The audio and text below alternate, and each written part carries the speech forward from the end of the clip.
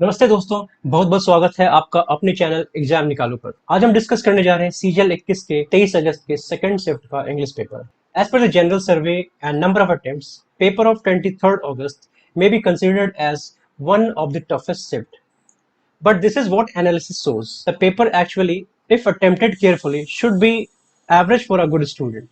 तो चलिए शुरू करते हैं। हमारा पहला सवाल है, select the most appropriate meaning of the following idiom. The idiom here is to be light years away. इसका मतलब होता है to be very far away. To be very far away. To be too distant for human beings to reach an extremely long time from now, in the past or future, when something seems like it about to happen in the near future and an unlikely event that happened suddenly. तो आपका right answer होगा option number 1। दूसरा सवाल है, select the most appropriate synonym of the given word. The word here is ponder, जिसका मतलब होता है to think about something carefully. To think about something carefully, contemplate, mull over,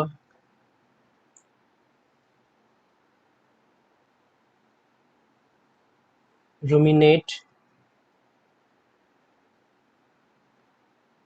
mediate, cogitate, etcetera. तो आपके पास चार ऑप्शंस हैं, terminate, celebrate, agitate और मीडिएट। टर्मिनेट का मतलब होता है to bring something to an and, to bring something to an end. You can say finish, wind up or pull the plug on. Then the word is celebrate. को पता ही होगा celebrate मतलब होता है मनाना। commemorate और observe मतलब जैसे कि हम कहते हैं कि this day will be observed as Indian Independence Day, तो this day will be celebrated as Indian Independence Day। एक शब्द होता है रॉलिक। रॉलिक का मतलब रॉम प्लस फ्रॉलिक। अगला शब्द है एजिटेट, जिसका मतलब होता है मेक समवन ट्रबल्ड। इसकी सिनोनिम्स देखते हैं हम, perturbed, upset, unnerved, fluster, unsettle and disconcert। This is a very beautiful word. फिर आता है मेडिएट। मेडिएट की वही मीनिंग होती है जो पोंडर की होती है, तो same as ponder we can write. तो एप्रोप्रिएट सिनोनिम पोंडर का होगा मेडिएट, और यही आपका राइट आंसर होगा। बढ़ते हैं अगले क्वेश्चन पे। Select the most appropriate synonym of the given word. Word is bang. Bang का मतलब होता है a sudden loud sharp noise. A sudden loud sharp noise like boom. Option है आपके पास, राइड जिसका मतलब होता है सवारी करना। इसका मतलब सवारी करना तो होता ही है, लेकिन इसके अलावा जैसे हम कहते हैं we are going for a ride, तो राइड का मतलब जर्नी या एक्सपेडिशन, सॉरी एक्सपेडिशन, आउटिंग। और राइड का मतलब सवारी करना होता है, तो उसके लिए जो सिनोनिम होगी वो होगी bestride. The next word is beat. This is same as bang. Rang क्या होता है? ये होता है V2 of ring. Sang क्या होता है? ये होता है V2 of sing. तो आपकी जो appropriate synonym होगी bang के लिए वो होगी beat. आप इसे मार्क कर देंगे। Question number 4, select the option that expresses the given sentence in passive voice. The sentence here is the spider on the wall frightened Jiya. तो ये जो आपका सेंटेंस है वो है आपका पास्ट इनडेफिनिट में। पास्ट इनडेफिनिट का मतलब हो गया this is in the form of subject plus V2 plus O। तो ये तो होगी आपकी active voice. When it is converted to passive voice, this will get converted to subject plus was oblique word V3 plus O। ये होगी आपकी passive voice की form. तो इसका मतलब ये हुआ कि spider on the wall frightened Jiya की जो पैसिव वॉइस होगी, फ्राइटेंड की जगह हमें मिल जाएगा was ऑब्लिक वर्ड फ्राइटेंड। ये भी थर्ड फॉर्म है फ्राइटेंड का। तो वॉज और वर्ड पे हम कॉन्सेंट्रेट करते हैं, ये हमारा पहला बेसिस होगा इस ऑप्शंस को एलिमिनेट करने का। Was frightened is present here, ये हो सकता है। वॉज फ्राइटेंड इज हेयर, ये भी हो सकता है। Had been frightened, this means ये आपका ऑप्शन एलिमिनेट हो गया। हैज बीन फ्राइटेंड, ये भी एलिमिनेट हो गया। नाउ अब आप जानते हो कि एक्टिव और पैसिव वॉइस के कन्वर्सन के दरमियान जो आपकी सब्जेक्ट होती है, ये वाली सब्जेक्ट जो होती है, यही सब्जेक्ट आपकी पैसिव वॉइस में ऑब्जेक्ट बन जाती है। इसका मतलब ये हुआ the spider on the wall frightened Jiya. तो जिया जो है ऑब्जेक्ट है, ये सब्जेक्ट बन जाएगा। तो अब हम सर्च करेंगे कि जिया कहाँ पर सब्जेक्ट है। तो देखते हैं जिया सेकंड ऑप्शन में सब्जेक्ट है, इसमें तो है नहीं। तो हमारा राइट आंसर होगा option number 2। Question number 5, select the incorrectly spelled word. पहला वर्ड है प्रायोरिटी, PRIORITY। प्रायोरिटी बिल्कुल ही सही है। इसका मतलब होता है प्राथमिकता, प्रेफरेंस, प्रेसिडेंस। अब प्रेसिडेंस से मैं एक और वर्ड यहाँ बताना चाहूंगा। ये प्रेसिडेंस मतलब हो गया प्राथमिकता, लेकिन इससे मिलता जुलता एक शब्द है प्रेसिडेंट।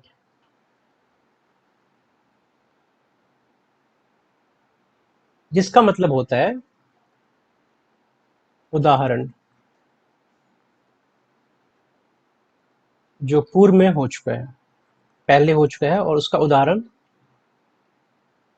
हम कहीं पेश कर रहे हैं। Then the word is detective, जिसका मतलब आपको पता है जासूस। एविडेंस का मतलब होता है साक्ष्य, आप इसे प्रूफ, और एक शब्द है कोरोबोरेशन। ठीक है। And the last word is vaccine, जिसका मतलब होता है टीका। तो इनकरेक्टली स्पेल्ड वर्ड क्या हो गया? एविडेंस, EVIDENCE, बिल्कुल सही है। डिटेक्टिव, DETECTIV, ये भी सही है। वैक्सीन की स्पेलिंग होती है VACCINE। ठीक है। तो आपका राइट आंसर होगा ऑप्शन नंबर 4। हमारा अगला सवाल है sentences of paragraph are given below in jumbled order. ये सवाल आपका जम्बल्ड ऑर्डर पे है और ये मेरी नज़र में सबसे आसान सवाल होता है। तो हम पढ़ते हैं। तो सबसे पहले हम ये देखेंगे कि हमारे पास ऑप्शंस क्या हैं।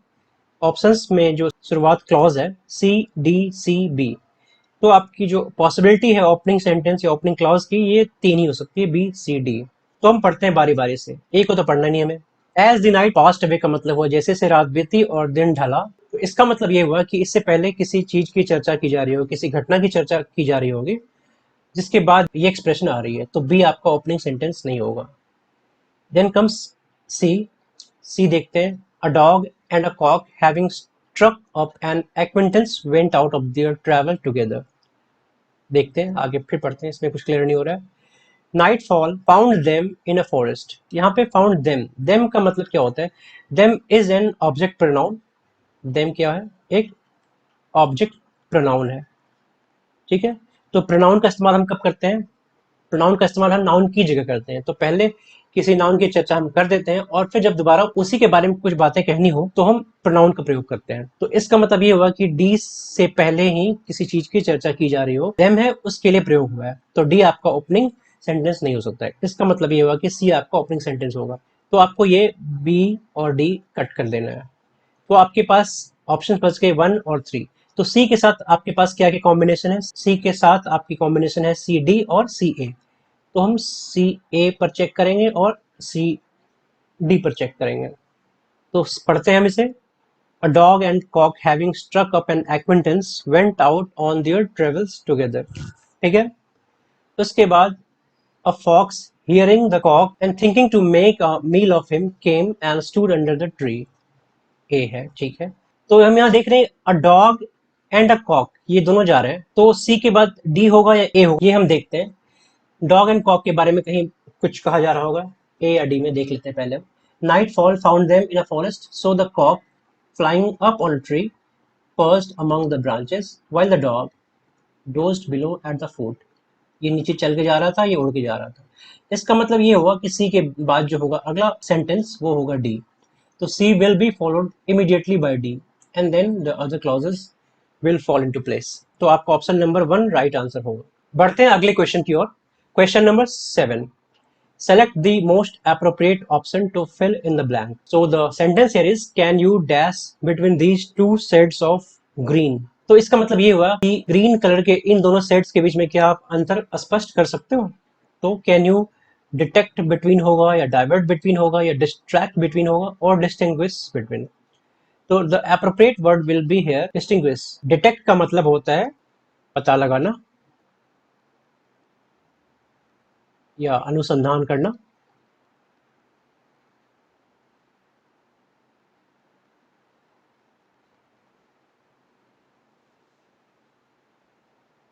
इसके कुछ वर्ड्स देख लेते हैं। Discover, unearth, explore, unwind. ठीक है। फिर आते हैं डाइवर्ट पे। डाइवर्ट का मतलब होता है ध्यान हटाना। इसके भी वर्ड्स देख लेते हैं हम। एक हो गया डिफ्लेक्ट और रिकर्व। तीसरा वर्ड है डिस्ट्रैक्ट, जिसका मतलब होता है विचलित करना, अपने पथ से विमुख करना, विचलित करना। ठीक है।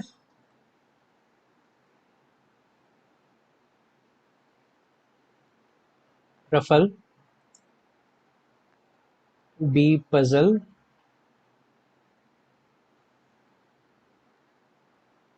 परटर्ब, ये सब जो मीनिंग्स है ये नियरेस्ट मीनिंग कहलाएंगे। बिल्कुल एग्जैक्ट सिनोनिम्स नहीं कह सकते, लेकिन ये नियरेस्ट मीनिंग कहलाएंगे। और लास्ट वर्ड है डिस्टिंग्विश, जिसका मतलब होता है अंतर करना,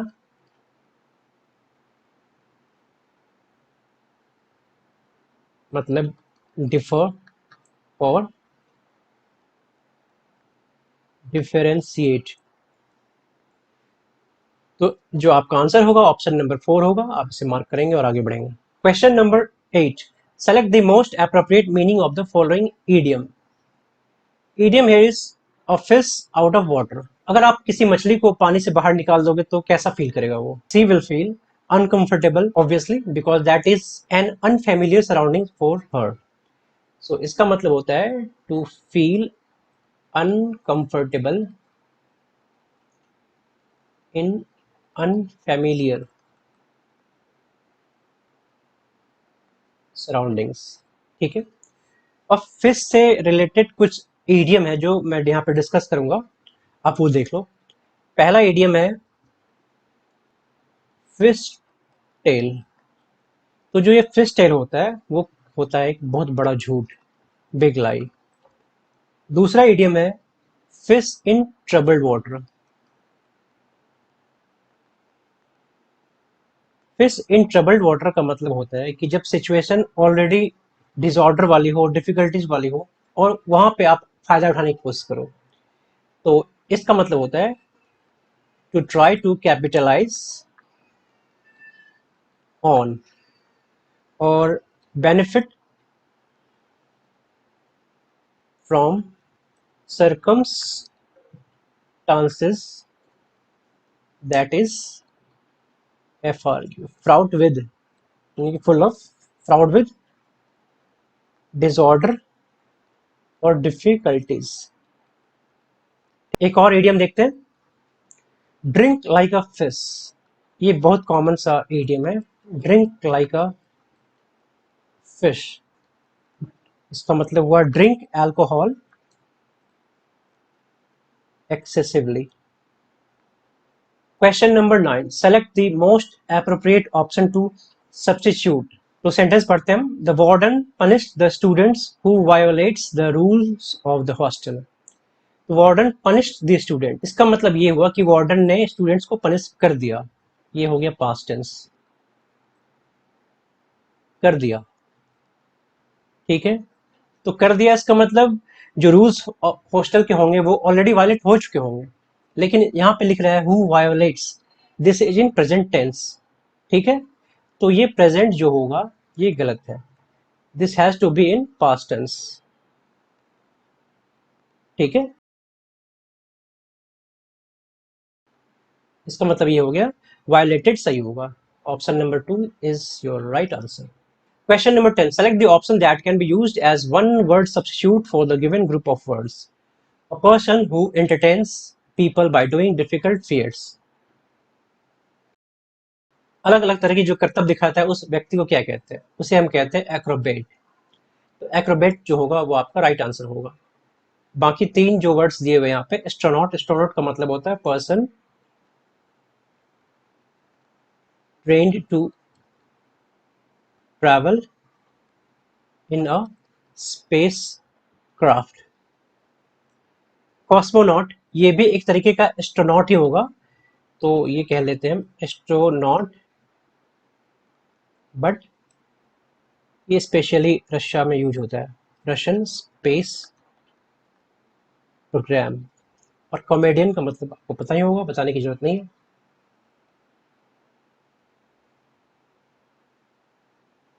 अगला सवाल है, select the option that expresses the given sentence in indirect speech. Sentence है alas I have broken my brother's watch said he. Alas का मतलब ये हुआ कि ये एक्सक्लेमेटरी सेंटेंस है। ठीक है, तो जाहिर सी बात है आपके जो इनडायरेक्ट स्पीच में एक्सक्लेम या कोई भी एक्सक्लेमेटरी शब्द का इस्तेमाल जरूर हुआ होगा। तो ऑप्शन देख लेते हैं हम एक बार। एक्सक्लेम्ड, एक्सक्लेम, एक्सक्लेम्ड, एक्सक्लेम्ड, तो चारों जगह एक्सक्लेम्ड है, तो आप इससे अपने ऑप्शंस को एलिमिनेट नहीं कर पाओगे। तो हम बढ़ते हैं आगे। तो आपको पता होगा कि डायरेक्ट स्पीच और नरेशन में दो तरह की चीजें होती हैं, एक होती है रिपोर्टिंग वर्ब और एक होती है reported speech.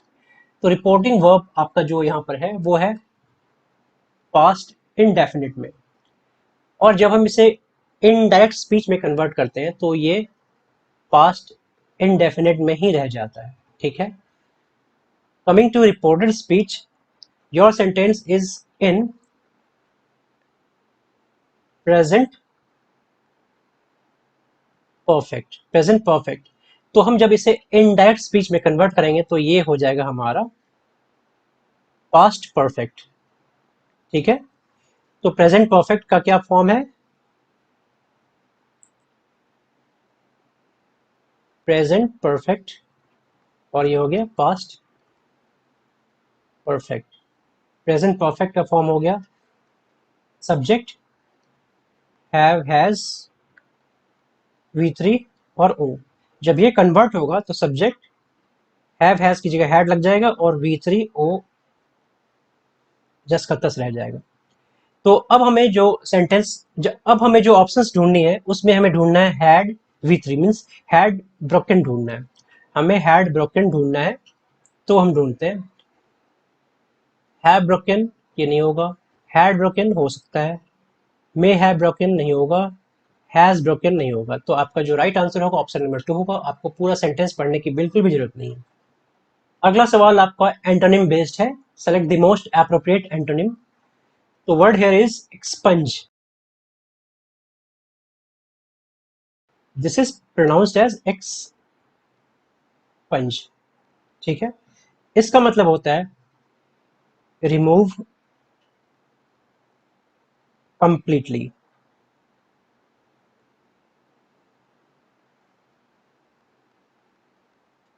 obliterate, efface, eradicate, annihilate,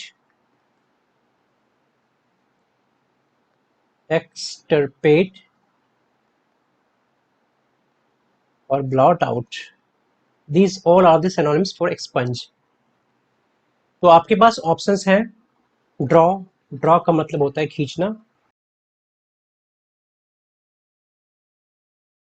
wipe का मतलब क्या होता है, this will be same as expunge, मिटाना, omit same as expunge, add means जोड़ना।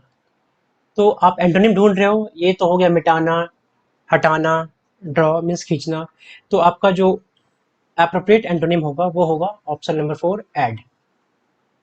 Question number 13, select the most appropriate option to fill in the blank. If you dash to news groups, you often get hundreds of messages. तो अगर आप किसी group में जुड़ जाओ, news group में, तो आपको बहुत सारे मैसेज आएंगे। जुड़ना मीन्स उसका सदस्य बन जाना। तो सदस्य बनने का जो वर्ड होता है यहाँ पे, ये है सब्सक्राइब। सब्सक्राइब के साथ टू हम यूज करते हैं, सब्सक्राइब टू। तो आपका जो राइट आंसर होगा वो ऑप्शन नंबर 1 होगा। ठीक है, बाकी के वर्ड्स हम देखते हैं। डिस्क्राइब का मतलब आपको पता ही होगा, व्याख्या करना।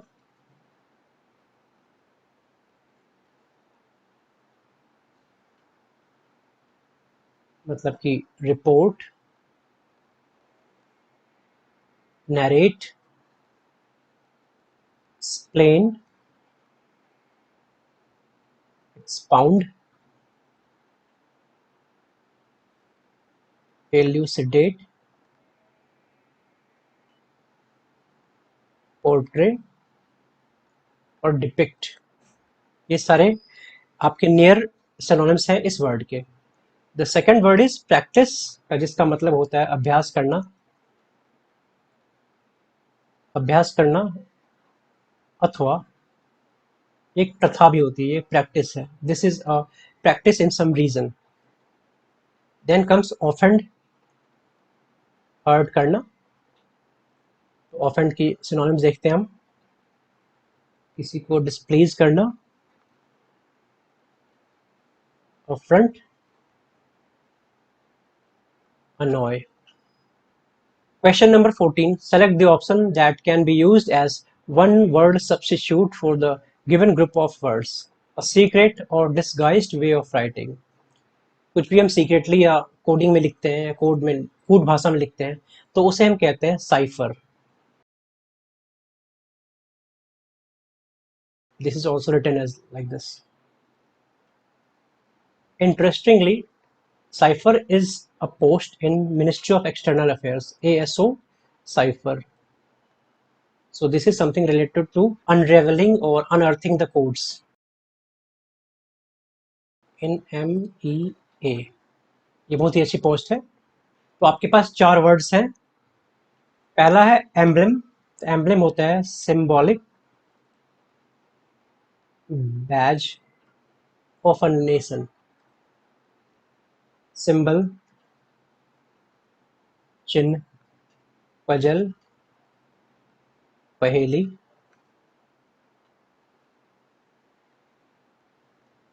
Riddle, conundrum, enigma, teaser.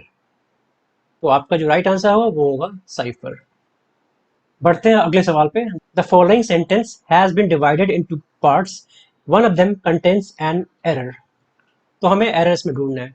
The concept became too much clear to me after my tutor showed me the diagram. Too much clear to me.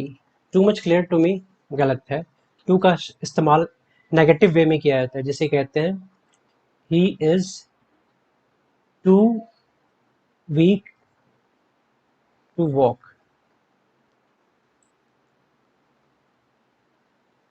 इसका मतलब ये हुआ कि he is so weak that he can't walk. ठीक है, तो हम कहते हैं generally you are too good, so this is a bad way of expressing और सेइंग समवन गुड। तो too much clear to me की बजाय यहाँ पर होगा सिर्फ ये जो टू है ये हट जाएगा। The concept became much clear to me after my tutor showed me the diagram. तो आपका जो राइट आंसर होगा ऑप्शन नंबर 4 होगा। Question number 16, select the most appropriate antonym of the given word. The word है is obese. Obese से आपको याद आ रहा होगा ओबेसिटी मीन्स मोटापा, तो ओबिस का मतलब होता है मोटा।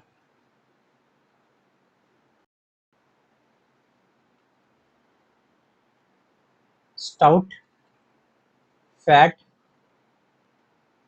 प्लम्प और अबिट चबी।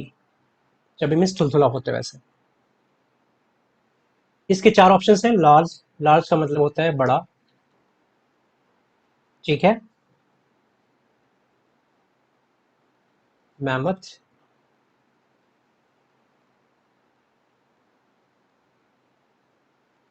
इनॉर्मस, गार्गेंचुअन,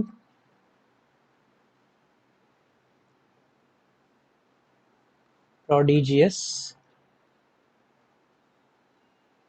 और गिनोर्मस। इन सब की मीनिंग लार्ज और वेरी एक्सट्रीमली लार्ज होती है। दूसरा ऑप्शन है stout, this is same as obese, slim that you know, not fat.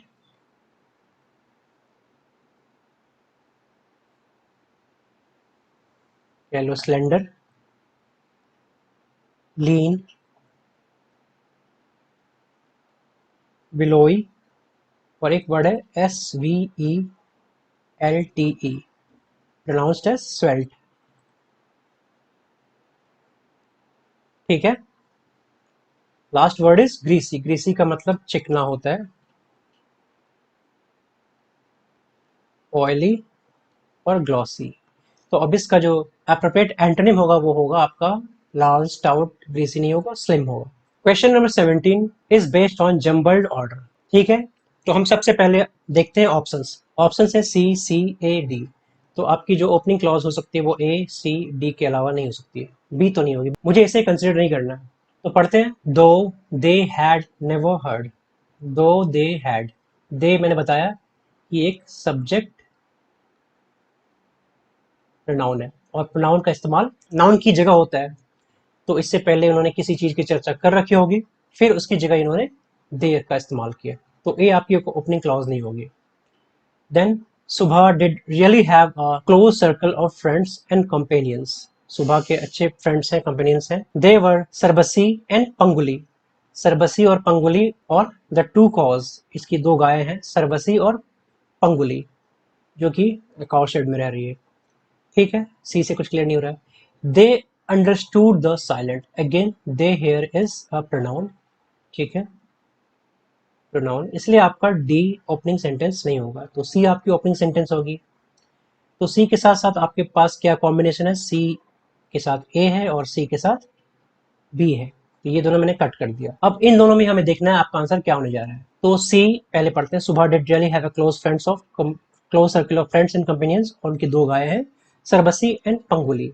उसके बाद though they had never ever heard Subah utter their names, Subah ने उनका नाम लिया। They unfailingly recognised her footsteps as she came into their shed, जैसे ही सुबह ने एंटर किया गौशाला में, तो उन दोनों गायों ने उसके फुटस्टेप से उन्हें पहचान लिया। और बी में क्या कह रहा है, इवन दे इवन मीन्स यहाँ तक कि उन्होंने ये भी समझा, तो बी में लिखा हुआ है इवन, इसका मतलब ये हुआ कि ये लेटर इवेंट है और ये प्रायर इवेंट है, तो इसलिए सी के बाद जो भी होगा वो होगा सी के बाद ए।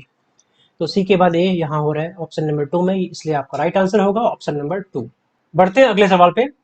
Question number 18, select the most appropriate option to substitute the underline segment in the given sentence. The minister along with his team members is expected to arrive shortly। इस सेंटेंस में आपके पास दो सब्जेक्ट हैं, the minister is your first subject and along with से जुड़ा हुआ दूसरा subject है his team members which is second subject. तो along with से जुड़ा हुआ अगर दो सब्जेक्ट्स है हमारे पास, तो आपकी जो वर्ब होगी वो किस तरीके से होगी, वो वर्ब होगी according to the first subject which is the minister. तो हम देखते हैं क्या आपकी जो वर्ब है वो द मिनिस्टर के अकॉर्डिंग है। The minister is a singular noun and is perfectly okay. तो the minister along with his team members is expected to arrive shortly is perfectly fine. No substitution here is required. तो आपका right answer होगा option number 1। Question number 19, the following sentence has been divided into parts, one of them contains an error. Mr. Raw asked the newcomer to his office if he will minded working late that day. If he will minded future indefinite tense है ये, which is in the form of see, shall, will और plus V1 plus object. तो he will minded नहीं होगा बल्कि he will mind होगा। तो आपका जो एरर है कौन से पार्ट में होगा? ऑप्शन नंबर 4 में आपका एरर होगा। Question number 20, select the incorrectly spelled word. पहला वर्ड है इनोवेशन, INNOVATION, ये सही है, इसकी स्पेलिंग बिल्कुल सही है। इनोवेशन का मतलब होता है फ्रेशनेस, नवाचार कह लो इसको आप हिंदी में। Second word is barricade, BARRICAD, barricade भी सही वर्ड है। बैरिकेड का मतलब होता है बैरियर। ब्लॉकेड,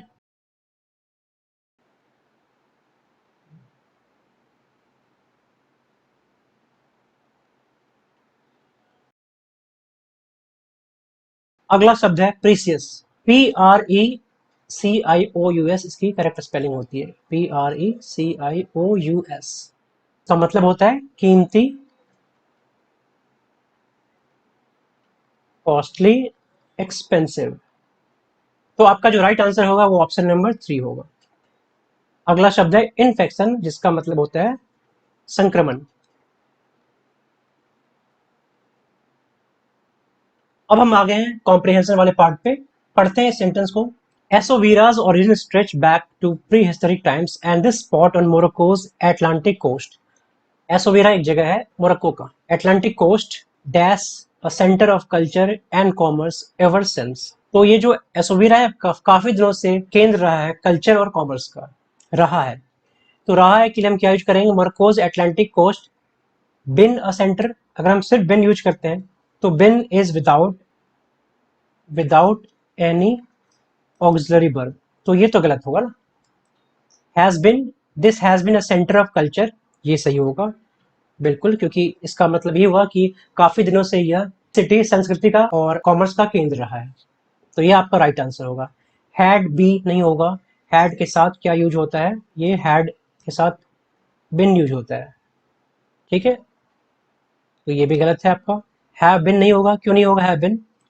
क्योंकि हैव बिन तब होता है जब हमारा जो सब्जेक्ट है वो प्लूरल होता है। ये सब्जेक्ट है जो कि सिंगुलर है, तो सिंगुलर के हिसाब से हैज बिन होगा, हैव बिन नहीं होगा। तो ये एसोवीरा काफी दिनों से कल्चर और कॉमर्स का केंद्र है। Dash centuries the harbour town was an important trading post. Dash centuries, in centuries, above centuries, four centuries, eight centuries.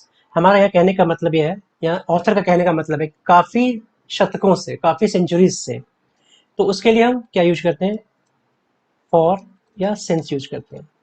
तो हमारे पास ऑप्शंस अवेलेबल हैं फॉर, तो इसका राइट आंसर होगा for, option number 3। Question number 23 क्या कह रहा है?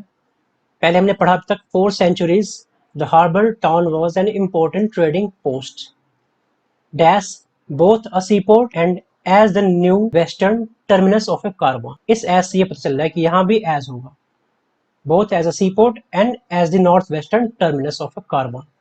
तो यहाँ पे एज कहाँ पर है? ऑप्शन नंबर 3 आपका राइट आंसर होगा। तो हमने पढ़ा कि ये जो एसोवेरा है, ये कोस्ट जो है, ये कैसा रहा है? ये एक हार्बर टाउन है and it was an important trading post. Trading post तो है ही साथ as a north western terminus of a caravan stretching across the desert, ये पोस्ट भी रहा है और एक ये रास्ता भी रहा है। तो कारवां के बाद हम क्या यूज करेंगे? कारवां के बाद वे का मतलब होता है रास्ता, डायरेक्शन, दिशा, हाईवे, राजमार्ग, और रूट, रूट का मतलब भी मार्ग होता है।